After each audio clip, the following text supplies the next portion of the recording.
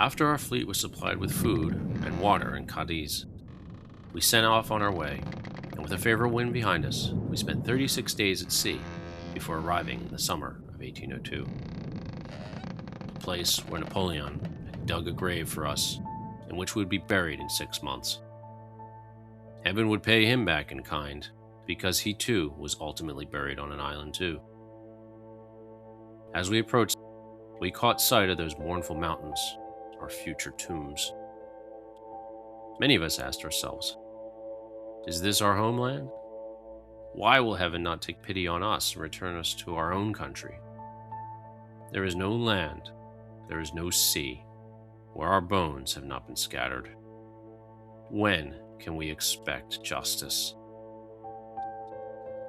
Jakub Filip Kierzkowski, Lieutenant, 113th Demi Brigade. As we said at the onset of Part 1, primary sources have been a part of Jonathan North's research on this subject. These devastating accounts we have quoted in our episode are published in his work, War of Lost Hope, and provide a gripping window into the experience of these Poles. With that, we now welcome you to Part 2 of our fascinating interview with Jonathan North. In this second half, we hear more about the fate of some of the Polish legionnaires that fought in Haiti, as well as talk about the lasting legacy of Napoleon on Poland and the world. Enjoy.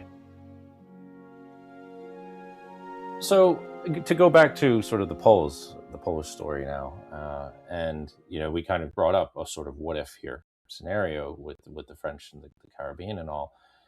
Do you have thoughts on the terms of the what if moment if Napoleon hadn't been overthrown and exiled, if maybe his ambition hadn't gotten ahead of him and the coalition of European powers that unseat him had happened, there would maybe have been this Pax Napoleonica maybe of Europe, or this period of French dominated rule over the continent. How do you think Poland would have fared under a peaceful Napoleonic rule in Europe?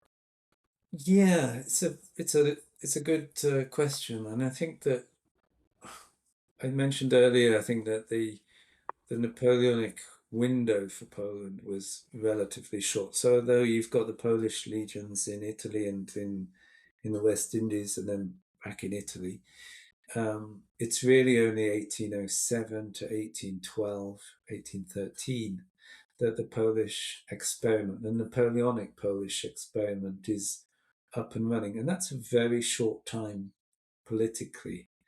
And like I say, it was a little bit of a compromise that the King of Saxony was Grand Duke of Warsaw, Duke of Warsaw. Sorry, and it's not an independence that the Poles would necessarily recognise. But what it does do is it ushers in a whole series of reforms in the French style. And so many of those ideas that were thrown out by the French Revolution and were codified in the Code Napoleon, Napoleon's own set of laws, they come into force in Poland in 1807 in a new constitution. And so you get a big change to status. You get ideas, for example, that all men are free in the eyes of the law, that you're supposedly free to practice whatever religion that you want to practice, that serfdom, which was on the way out in any case in the 1790s, but serfdom is supposedly completely abolished. So many of those things come in. The only problem is that Napoleon's choosing to rule through the powerful caste system almost of the Polish aristocracy. So they managed to dilute many of those more radical changes, especially around the peasants and the labor laws, and the peasants getting access to the court. So they kind of water those things down. And I think had the Napoleonic experiment continued for a longer period of time, you would have seen those reforms bite a little bit more. I mean, in the end, they do have a legacy and an effect. As you'll see, in the 1830 rebellion, 1863 rebellion, those things are still important things to fight for and argue for. But there just really isn't that much time between 1807 and 1812 for society to be totally transformed. But I mean, you do get more people able to vote, but the more conservative forces in Poland managed to avoid giving votes to the Jews, giving votes to women, and giving many votes to the peasants and the lower class. So there is some political freedom, but it comes obviously with limitations. I think in terms of territory, as I mentioned before, Napoleon was playing a game whereby he could use Poland a little bit as a negotiating tactic with the big powers. So if the big powers are friendly to Napoleon, he keeps Poland small. If the big powers are difficult with Napoleon, he empowers Poland a little bit more. What he failed to do, I think, was in 1812 when he invades Russia. He doesn't do anything with Poland at all, apart from ask for troops and food and money. And I think that this is probably the big what if about the 1812 invasion of Russia, that if Napoleon had empowered Poland as part of that conflict, then the history of that region would be very different. So there's that. But I think the Napoleonic period, in terms of legacy, is also an emotional. There's also an emotional legacy that this Poland was destroyed by the partitions, and it was the French Napoleon that reconstituted Poland and breathed life into it. And I think that gave many Poles in Poland and abroad that kind of resuscitated the idea that it could come back. And like it says in March Dombrowski, it maintained the life of Poland, even if the Poles were abroad or even if they were subdued. So there's that legacy too. Yeah, I think, and it's the question of legacy actually was kind of going to infer my next point, because to your point earlier at the beginning of our episode of how you can look at the Napoleonic era from all these angles of interest, and one of them certainly is that social dimension, the legacy of the Napoleonic Code, which is rooted in the ideas of the Enlightenment, rooted in the ideas of the French Revolution, the American Revolution, unquestionably. And how it had its effect on later governments and later systems of government throughout Europe is undeniable. And but to your point of legacy, and I brought this up. So we talk about genealogy a lot on this series, and it's a personal interest of mine, always has been. And I had to look up to re-verify the dates while you were just talking, but I had come across this document from 1887 in Poland, and it was a birth certificate, and I was surprised and interested to find that the 41-year-old godfather of my ancestor in this was named Napoleon Augustinovich. So this gentleman, who had been born in 1846, was christened Napoleon. And so even then, you're talking several decades after Napoleon had been overthrown, exiled, was sort of beginning Yeah. to just be part of history. In the Polish peasant imagination, even, he still has this presence. Yeah. It's fascinating. It is fascinating. I think possibly it's one of those things about time and reflection and history that sometimes you kind of forget the worst bits and just hang on to the poetry a little bit.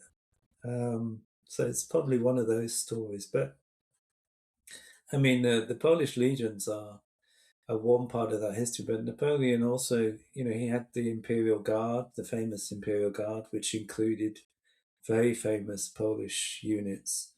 So the Poles were caught up in that glory of the Napoleonic Wars, Napoleon's success is reflected on the Poles. The big battles where Napoleon made his reputation.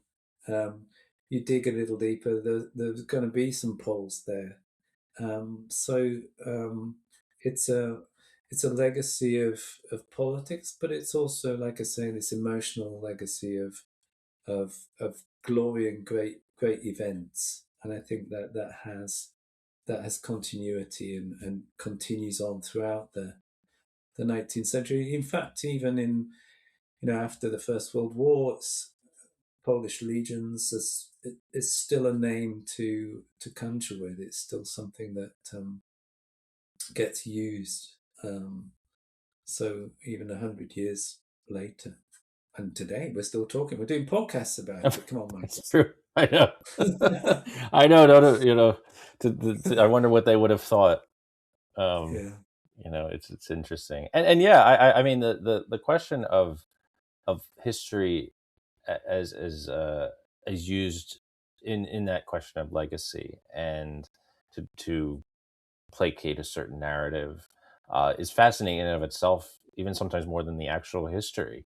Not to run all the way back to Haiti for a moment, but one of the things I'd come across, and it was a minority opinion, to be fair, that there was this Haitian couple articles I had found where people were actually kind of critical of this glorification of the Poles in their history because they were so proud of it being a native, well, semi-native slave revolt, that to say that any Europeans had a hand in it was flew in the face of that particular narrative. And again, that's a minority opinion.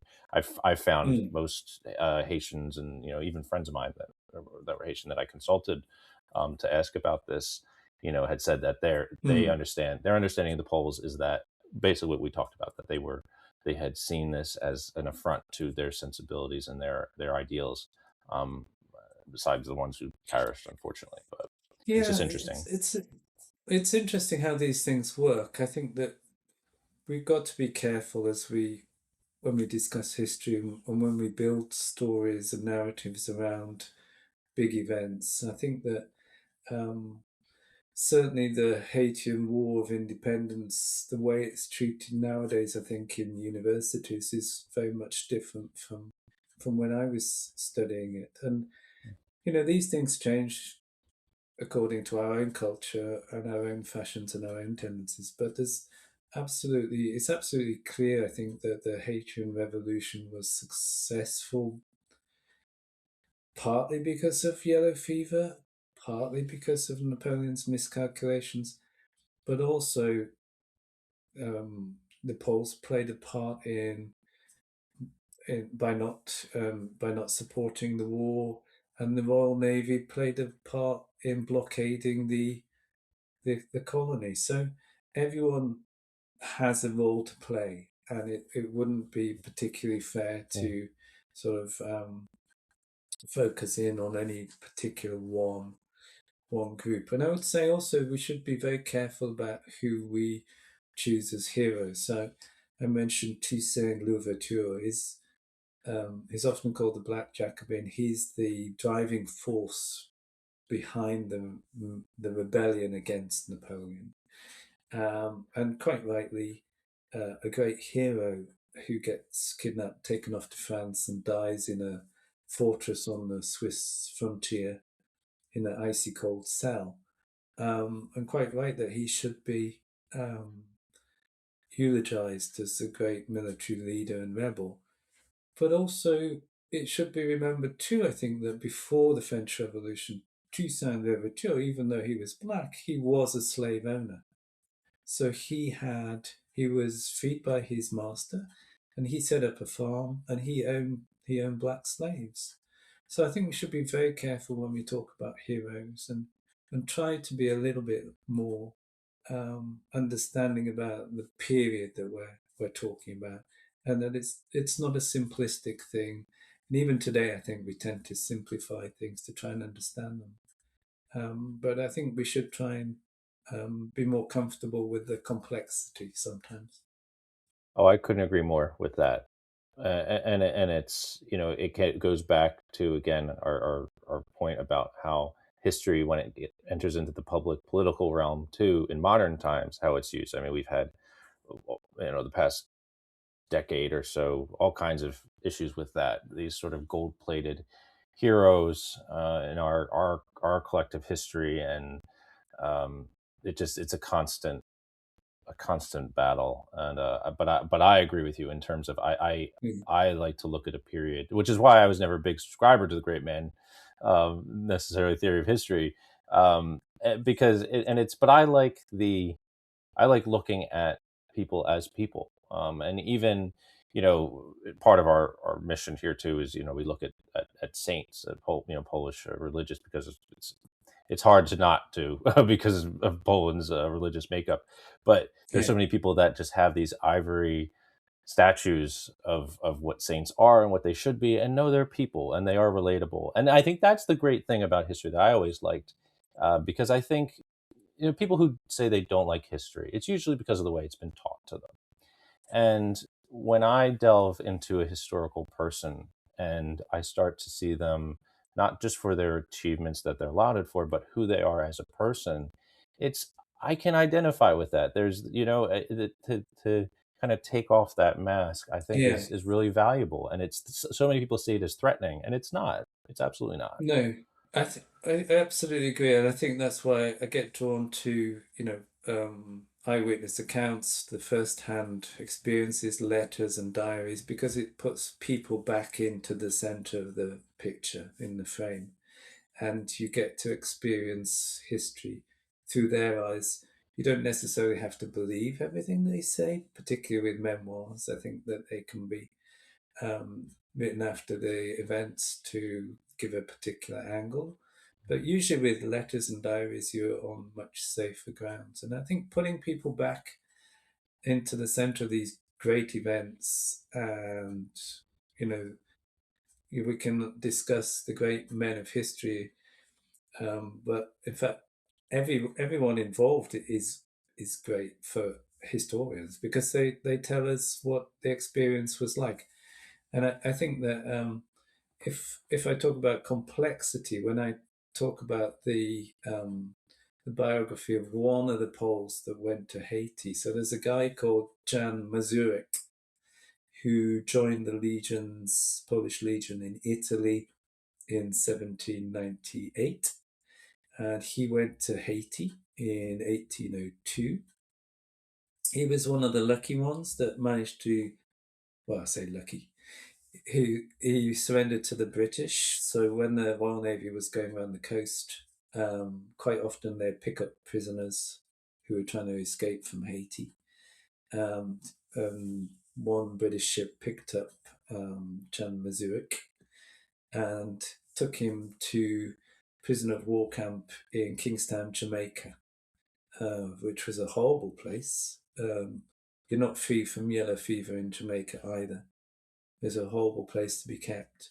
And so what he did was, when the British Army came around recruiting, looking for soldiers to make up the gaps in their own ranks from death and disease, Mazurek volunteered to join a regiment called the 60th Regiment of Foot. I love that, the way the British call Yeah. their regiments of foot, of leg, and Yes. foot. 60th Regiment of Foot, which was based in the West Indies. But then what happened was, when the British took South Africa, the Cape Colony, from the Dutch, the 60th Regiment sailed for South Africa, was a garrison at Cape Town. And Jan Mazurek, when the Napoleonic Wars finished in 1816, he settled in South Africa, had a family, had kids. And so you can kind of see that if you follow him on an arrow, he's sort of going all the way around the world, thanks to Napoleon. And there are a couple of us. I think there are 40 Poles who who joined the British in Jamaica and were sent to South Africa and spent the whole of the war there and settled afterwards. And many of them had children. There's another called Thomas Shintak, who became a cobbler in Cape Town and set up a family there. So, there you are in the United States. There's some other Poles in Haiti. There's some others in South Africa. The reasons why you're there, and it's complex. Yeah, it's funny that you bring that up, because I was wondering. Well, first, just to I would like to point out, some of these Poles joined sort of as this, join Napoleon and see the world, or some sort of social fortune, and they seem to have found it in an odd about way. But apart from Mr. Mazurek, who you mentioned, and the other Poles, was there a general pattern to the fate of these legionnaires, either in Europe or in the Caribbean, or was it kind of just a grab bag of winding up in different places around the world? Or I'm just kind of curious if you noticed a pattern in your research. Yeah, so for the 5,000 that went to Haiti, it's about a quarter of all the Poles that were probably available to Napoleon. And so half of them died immediately. About 500 stayed in Haiti. Maybe a couple of hundred surrendered, and a couple of hundred came home. We're not entirely sure of the real statistics. We know that 400 became naturalized Haitian citizens, and of those, 160, a couple of years later, decided that Haiti wasn't for them, and that they asked to be returned to France, which they were. So that side of the Polish Legion experience is quite short and difficult. The Poles that stayed in Italy and the rest of the legions, they were in Italy a couple more years, but then they became the cadre, the kind of core of the Polish army that was set up in 1807 when the Grand Duchy of Warsaw, independent Poland, was formed. And they became sort of the experienced soldiers that formed the army, the Polish army there. Some of them go and fight in Spain for Napoleon as a sort of reconstituted Polish legion called the Vistula Legion, but most of them spend their careers in Poland or in Russia in 1812, and are largely destroyed in Russia in 1812. And then when Poland's overrun in 1813, some Poles continue loyal to Napoleon. They're in Germany, then they're in France. Some even go into exile with Napoleon on the island, on the little tiny island of Elba in the Mediterranean. There's 100 Poles that form bodyguard for Napoleon from his lancers, and they spend their exile with him and come back with him in 1815, and they're at Waterloo, which finally puts an end to the Napoleonic dream. It's interesting that in 1814, when Napoleon abdicates and sent into exile, that the Tsar of Russia, Alexander, is very, very generous to the Poles that fought for the French. And by and large, for the Congress kingdom, he tempts the Poles into the military institutions of the Congress kingdom. And of course, later on, when the Tsar changes and the next one is not so liberal-minded, you have the revolt in 1830, where many of the Polish Legion personnel take part in that. But for those 15 years, 1815 to 1830, it's a relatively easy time. Interestingly, it's the Austrians that make a lot of difficulty for Poles that had fought in the Polish legions. And that's because many of them had deserted from the Austrian army. And so that was still treated in 1815 as being a crime. So they have to be much more careful. And it's many of the Poles from Galicia and the sort of Austrian areas of Poland that choose not to go back. Yeah, it's fascinating. It's almost as if I hesitate to use the word, but the gift of the partition was that Poles found themselves into so much interesting history around the world. They found them all over the place. It is. And that might be an interesting collaborative project for historians and genealogists to try and trace that out, where these Poles wound up in different Yeah. places. And it was, I'd say that one of the things about 19th century Polish history is that, including the Napoleon period, is that the amount of source material is very, very rich. So you do have a really strong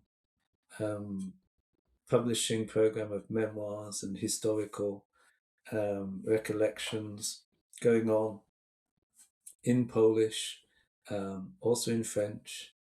Unfortunately, in World War II, a lot of the archives in Warsaw were destroyed. So the Dąbrowski archive was destroyed. Some of that has been copied out. A little bit had been copied out in the 19th century, but not very much.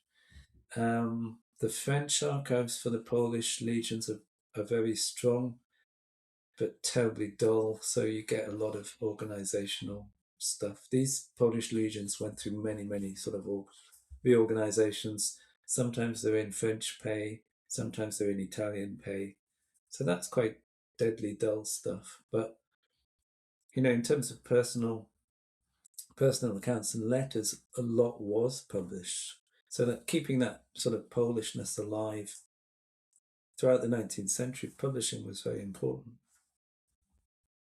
Yeah, it's one of the pitfalls that historians, we have to use what's left, and so much that has been lost, and even in our own modern time, World War II, the devastation that was wrought. Yeah, it's really such a loss. But you can go back to the burning Library of Alexandria to find stuff that we wish we had. But going off, yeah, going off of that, are there any great sort of questions or mysteries about this time period in general, but maybe about the Polish experience that if you wish you could find something to uncover to solve a question you have or a mystery that may have come up in your mind, anything to that nature that you wish?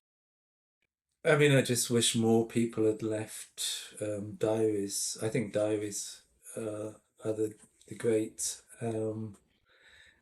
foundation of so much of what we know about other people's lives, and there aren't many frank diaries written for personal use only that end up getting published. Of course, in the UK, we've got Samuel Pepys, who wrote absolutely everything down, more than he should have, I think, Yeah. if we're honest about it. Those are terrific. Those are terrific reads. But go ahead. We need stuff like that for the Napoleonic period too, I think. So I'm all in favour of diaries, and letters can be a little bit more formulaic. Depends who you're writing to. If it's family, you don't like to worry them. If it's friends, you may be writing to respond to their biases a little bit.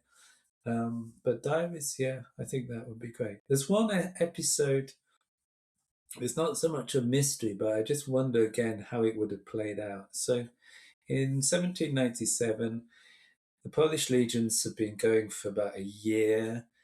Napoleon's totally beaten the Austrians in Italy, and he's on the Adriatic seaboard in September 1797. And he's chatting to one of his generals called General Desaix.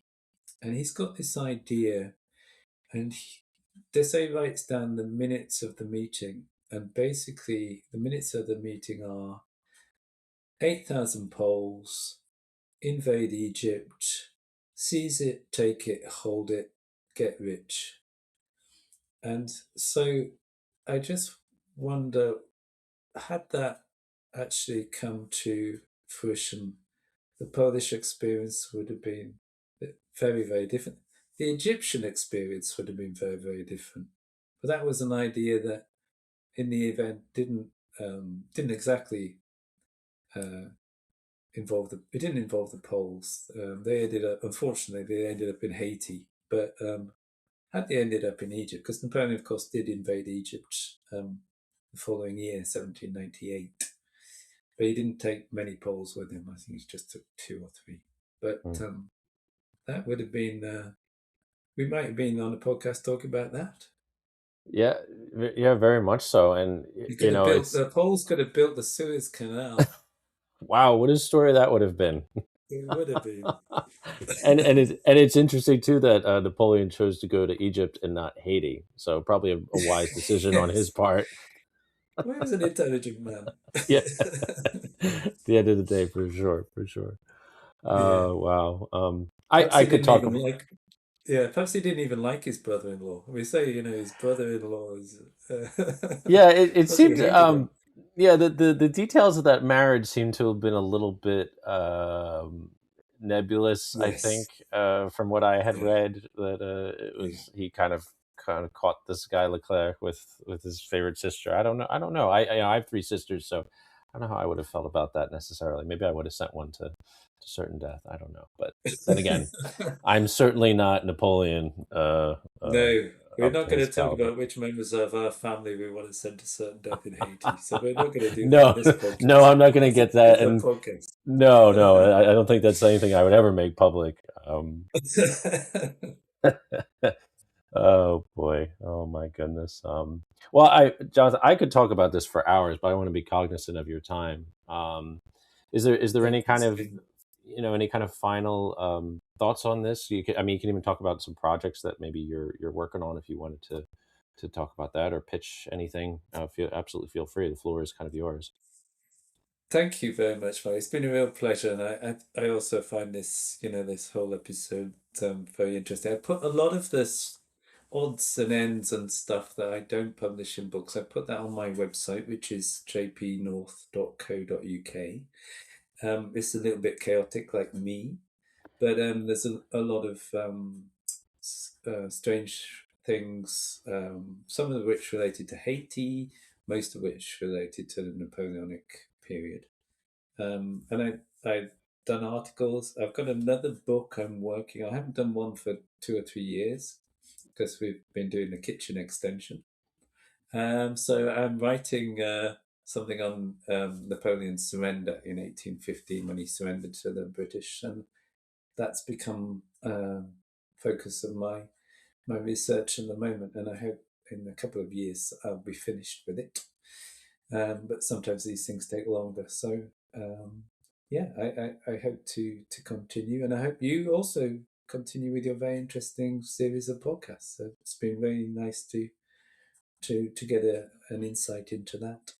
Yeah. No. Well, thank you so much. I mean, this really was absolutely wonderful. So I really can't thank you enough for doing this. It's been great fun. Pleasure. Me too. I enjoyed it too. Thank you. For better or worse, Napoleon's effect on Poland was to amplify a relationship between Poland and France that was to set a pattern for the next century. In the wake of revolutions and insurrections in their homeland, many reactionary Poles found their exile in France. Among them, of course, the great Friedrich Chopin. For the long, unsettled history of their country, the Polish people looked to other European allies for support and opportunity, as places that would enable them to storehouse their culture for a time when Poland once again would take its place amongst the family of nations. While the impact that Napoleon had on Poland in his own time was something that was born out of opportunism and exploitation, it was nonetheless a moment in time for which Poles could count themselves valued, if only so briefly. At the World Cup events that occurred only a few months ago, the Haitian national team first wore a jersey that sparked some controversy. An image of the Battle of Vertières showcased a soldier holding up a red and white flag. Many mistook the flag as that of Poland, reigniting the discussion that sees this episode in Polish history as a hallmark of pride during a time when all Poles felt was derision. For many of those who survived the campaign, like Lieutenant Jakub Kierzkowski, whose words we opened our Part 2 episode with, Haiti was to form as one of the testing grounds for the future. He went on to serve as a major in the November Uprising of 1830, and his descendant, Alexander Edward, later became the first Polish-born member of the Canadian Parliament. Evidence that the Polish spirit to speak and fight for freedom has outlived even that of the iconic Napoleon Bonaparte himself. Until next time, saute some pierogi and sit with the saint. Dziękujemy, thank you, and do słyszenia.